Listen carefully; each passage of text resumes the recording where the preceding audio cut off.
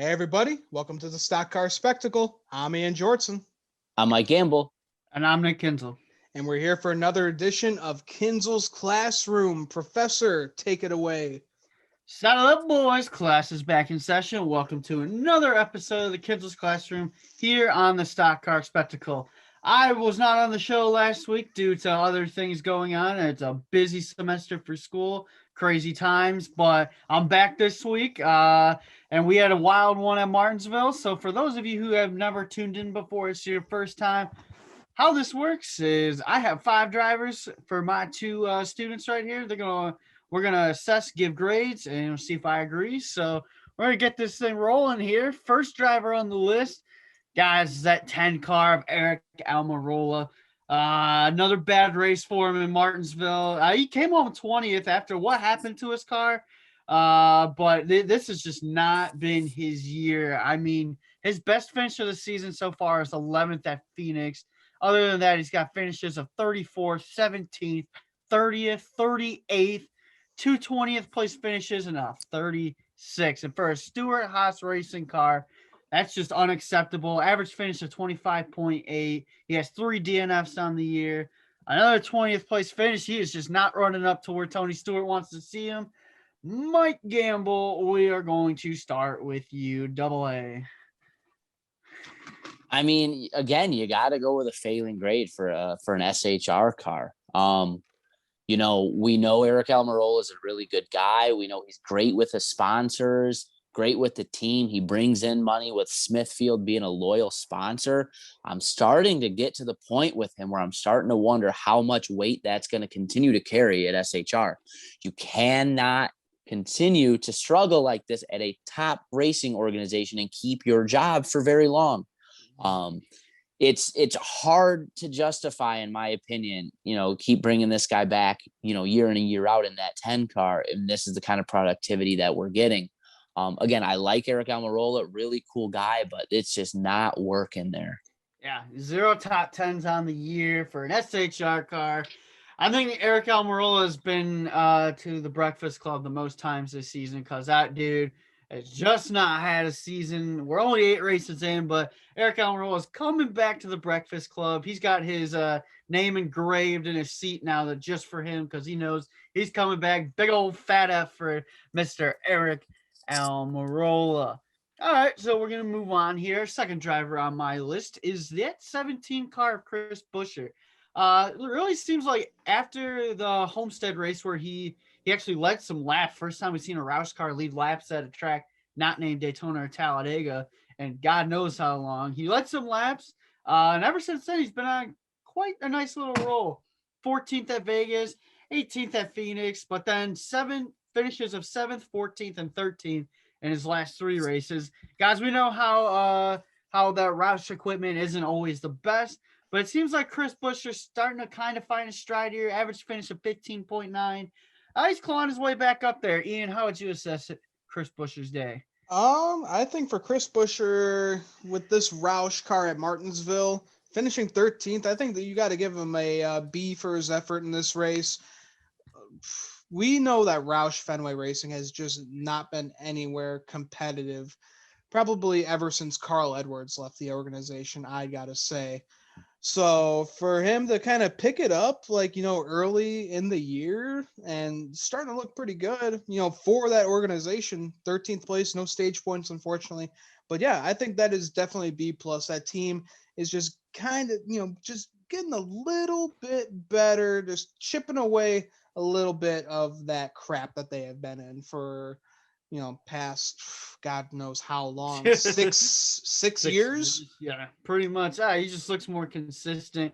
And I like to root for Chris Buescher. Seeing him win the Xfinity Series championship for Roush, that was a cool moment right there. But then he goes to Front Row Motorsports. Yeah, he won a race at Pocono due to the fog, but other than that, he tore it up at JTG Doherty Racing.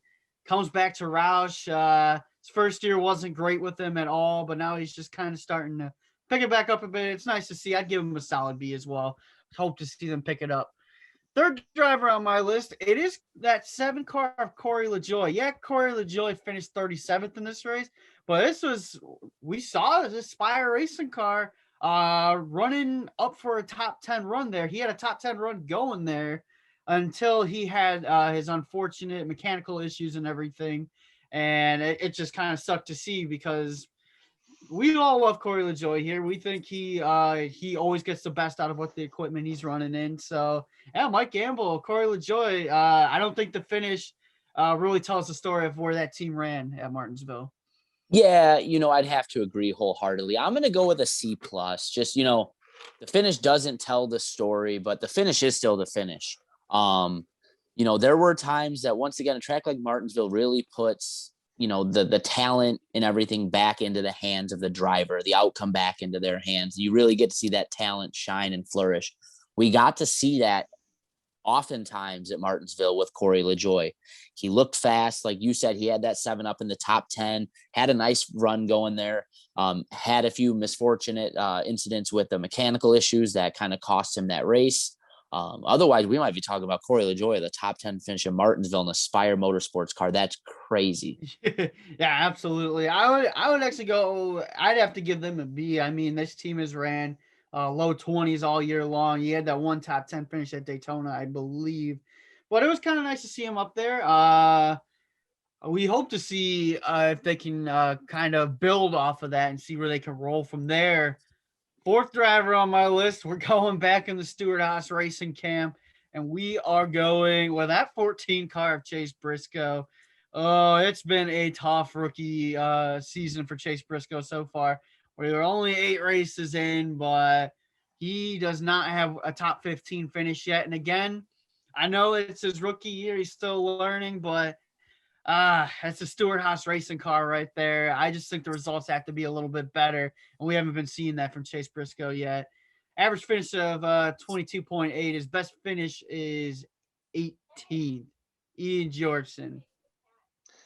Yeah, you see, because he got into a wreck, kind of late in the race, so I feel like it's kind of hard to grade him off of that. But at the same time, him and the entire Stewart Haas team, besides Kevin Harvick, has just been way off their marks this year.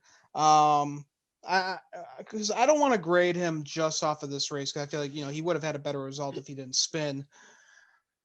So I'm just going to grade him off the start of the start of the season, and it's just a failing grade, because we saw this guy get 9 wins last season in the Xfinity Series. He raced against one of the best, Kyle Busch, beat him at Darlington, and now we're seeing him run, top 25 speed every goddamn week. Same thing with that 41 car, Cole Custer. Same thing with the 10 car, like we just talked about. And even Kevin Harvick, he's starting to trend, a little bad right now. It's not too bad. He did finish in the top 10 still in this race, but throughout the entire race and like past few races, he doesn't get up into the top 10 until near the end of the final stage. So, that's why they call him the closer, but that is just still not good. He just does not have that raw speed like he did last year and the years in the past. So something's going on with Stewart Haas Racing right now, and they really need to get that figured out, because they are starting to look a lot like a Chip Ganassi style team, and that's not where they're at. They are one of the most elite teams in NASCAR, like Joe Gibbs Racing, Hendrick Motorsports, and Penske Racing. Stewart Haas Racing should be that top 4 team, and they are slacking. Well, real ahead. fast before we get to you, Professor. Sorry. Correct me if I'm wrong, Ian. Too didn't Kevin and Rodney kind of get together and scrap everything they've kind of done with Martinsville in the past and bring like a whole new setup together and hope it was going to work out? And obviously, was just as bad, if not worse, than anything they've had before. Yeah, they said they wanted to switch it up from the fall setup that they had last year, because obviously that didn't work out when he was unable to transfer into the Final Four. So they wanted to try something different, and it just looked a lot worse. A better finish, because, he didn't spin out at the end of the race like he did in the fall last year. But, I mean, it worked out in the end. But, yeah, totally just different setup than what they're used to at Martinsville. And honestly, Kevin Harvick doesn't really have the best luck at Martinsville. I mean, he's only won there like once in his career, and that was in 2011. So paperclip and the closer, they just don't go well. I'm ready for Richmond. He's a little bit better at that track. It just kind of makes you wonder, like, 2021, this season's just a lame duck season as it is. Maybe they're just spending more time working on that next gen car, and they're just kind of like, oh, this season is what it is, because these cars, they just don't look where a Stewart Haas racing car should be running on the racetrack. The 41's not running where he should be.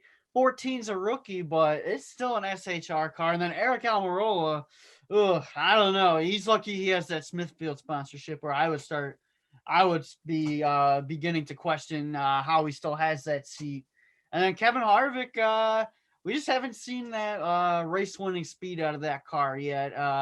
He struggled, but we're only 8 races into the season, so we'll see where they go from there. But yeah, for Briscoe, really for SHR as a whole, it's almost a failing grade right there. So Chase, the rookie, failing a class here. You're coming down to the Breakfast Club to join your teammate Eric Almirola. And that brings us to our last driver here. Usually what we do with the last driver is kind of the controversy driver. But what we're going to do here is I actually have the 24 car of William Byron. I picked him out because he's off to one of his best starts to a season in his Cup Series career. He already has the win. He already has 2 top 5s and 6 top 10s. All of last year, he only had the 1 win at Daytona, 4 top 5s, and 14 top 10s. So he's well on his way to to surpassing all of those numbers. And it just really looks like, since he got Rudy Fugle as his crew chief, things are starting to go in the right direction for William Byron. I think he's on a streak of 6 straight top 10s.